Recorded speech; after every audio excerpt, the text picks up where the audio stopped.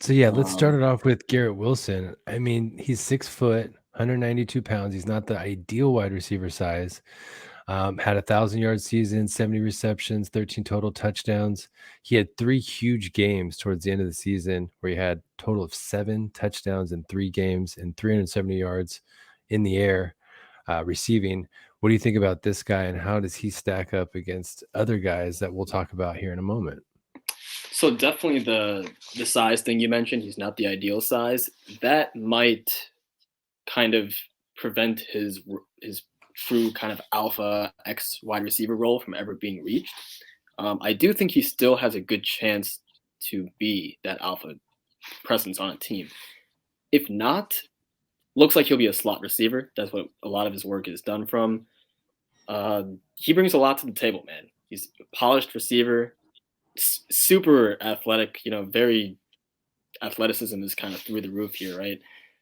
Good body control, strong hands. So all of that kind of works toward him being successful on 50-50 balls. Um, he can run routes pretty well. Good polished, crisp route running. A little smart with the way he does it. Good explosion off the line as well. So those two things are going to help him get open. So you combine those two things, getting open, being able to make those 50-50 balls, and all of a sudden you have this guy who he's just a highlight reel machine, honestly, right? And then one more thing to mention with him is that the speed is not perfect. It's pretty good. Not It's elite. not great. It's not. He's not going to be like a burner, right? And then also the undersized thing. If he could add a little bit more weight, a little more pounds to his frame, would be nice. I know Couch wanted a comparison, so I have I one was for gonna you. just ask, who do you comp him to Yeah, so already I'm in thinking I'm NFL? thinking two guys. I'm probably gonna give you two guys for most people or most prospects that we discuss, unless I have a better idea here. But the first one I want to think of is Tyler Lockett, right? So he is a slot receiver, Lockett, but at the same time he's kind of he can stretch the field a little bit. He's good with those contested 50-50 balls. And then the other name I'll give you is, if let's say Garrett Wilson does reach his ultimate potential, I see him as maybe possibly the next Stephon Diggs. So he That's a could good be one. that good. I I like think. the Diggs comparison more. You like the Diggs comparison? I Yeah, think same actually. so. We're working on a guide, guys, and we're gonna have it free. That's at least what we plan to. I mean, now that I say that, I don't think we can charge now. I We've I already don't think it started go on too it, late. so we're excited Yeah. to get this So going. and it's gonna be amazing. And I think we're gonna put a lot of produce a lot of content.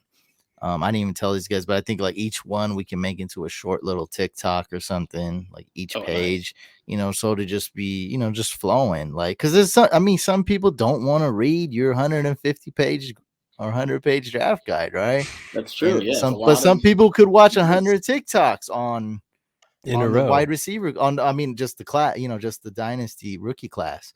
And so I think that's a good thing. But I don't know, just me myself as I was reading, I think the PFF guide, they're really scared with their pro comparison, and it's not a knock on them; it's just personal preference. Like they say, like this guy's pro comp is Devin Singletary, and it's like or Lamar Miller or something, and I'm like, when I give a pro comp, I do want to at least think of like potential, The like you were upside. saying, yeah, Tommy Tremble could be George Kittle. It's Yeah, obviously a low chance of that happening. Like no one's saying that he's the next George Kittle. He's probably going to be George Kittle, but we're saying that if he does reach his potential, he could be something like that, even though it's unlikely. Could be 1% chance, 2% chance that's going to happen, but it does happen. Like these things do happen. Last year, we were pretty convinced DK Metcalf could be the next Calvin Johnson.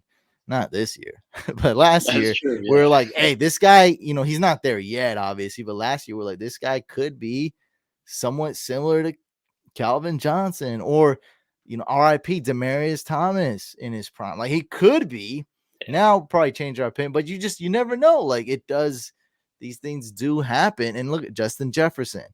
Like he's looking like a Hall of Famer right now. Like to me, easily Hall of Famer. Like, he's The looking next Jerry amazing. Rice. Yeah. So, and Jamar Chase looking like, Oh yeah. I The mean, Walton he's Chase. so explosive. It's like, who you don't like 2 huge plays in a game. Game break. Remember the NBA Street and NFL Game Breaker? Oh, Like, God, that was so much yeah. fun. I mean, he's the game breaker guy. Like, he's just like, oh man, he's in there. Like, he's running a route. Like, that could change the game. So You brought me back to memories on that one. I know, right? I just that's the only way that I could describe Jamar Chase, game breaker. Like, because it's like the most explosive. It's all big plays. Like, that's what it is, and that helps you win games. And yeah, these things do happen, although unlikely. So I do like that. And yeah, it's okay if we do 2 comparisons though. Like one, Kinda hey, this high-low. guy runs like Lamar Miller, but he could be like like that's cool. Yeah, too. definitely. I like that. He screams more Stephon Diggs to me, but obviously Stephon Diggs is an elite player, so it's gonna be hard to be actually like compared to him or be on that same level. Yeah. Well, Brandon, you might That's like basically this what he next could guy. be, So Yeah, if you're gonna go high end, shoot for the moon here. If you want Stephon Diggs, if you like Stephon Diggs, maybe he's this guy, Garrett Wilson, will fit that bill for you. Yeah, Right. I think Brain might like this next guy a little bit more. I know Sushane, you like him a bit more, and there's a couple other comments that were already in the chat about this guy here. But this is Treylon Burks out of Arkansas. And he's 6'3", 225. This is the ideal wide receiver X frame. He had 66 catches and over 1,100 yards last season. And he ultimately had 6 games over 100 yards, including one outstanding performance against Alabama, where he had 179 and 2 receiving touchdowns against a good defense. So you want to tell us a little bit about him, and maybe Brain will want to pick him with his first pick in the Empire League. I don't know. Well, Yeah, hold on. Is this ranked?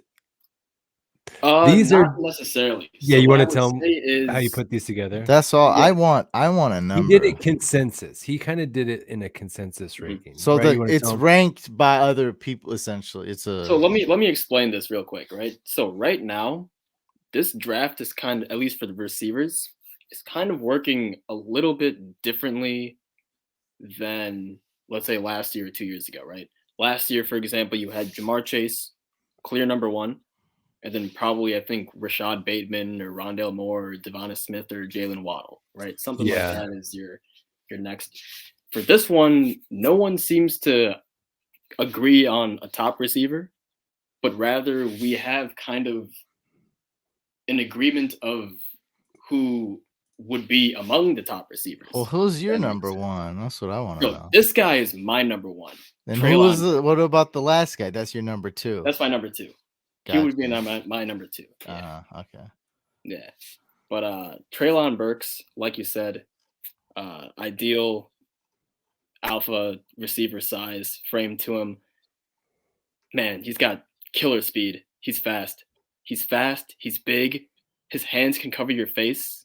I think we've gone over this a couple times. But We showed that picture. He wears what, size 5 XL gloves. Those are custom made because his hands are too big, quite literally.